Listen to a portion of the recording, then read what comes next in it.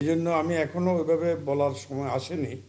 বলবো আমরা প্রয়োজন হলে, এভাবে বলার সময় এখনো আসেনি এবং এটা রাজনৈতিক শিষ্টাচারেও আঘাত হয়। যেহেতু আমরা চাচ্ছি অতীতের রাজনৈতিক কালচার থেকে বেরিয়ে আসতে, আমরা নিজেরাই চাচ্ছি। আমাদের চেয়ারম্যান তারেক রহমানের পরিকল্পনা আছে, উনি ওইভাবে আগাচ্ছে যে আমরা অতীতের রাজনৈতিক যে শিষ্টাচার, যে কালচার, যে অসভ্যতামি, বর্বরতামি, এগুলোর থেকে বেরিয়ে আমরা মানে রাজনীতিকে সংস্কার করতে চাই। যেমনভাবে আমাদের চেয়ারম্যান যখন দেশে প্রত্যাবর্তন করে, ওনার বক্তব্যটা অ্যানালাইসিস করলে বুঝবেন, ওনাকে যারা হাড্ডিগুটি ভেঙে দিল তাদের কথা উনি একবার উচ্চারণ করলেন না।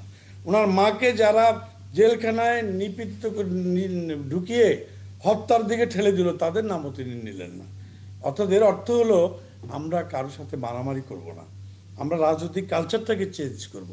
তো সেজন্যই আমি, আপনি দুইবার প্রশ্ন করার পরেও আমি ওদের নাম বলতে চাচ্ছি না, কারণ এখনো আরও দেখার বিষয় আছে, জানার বিষয় আছে।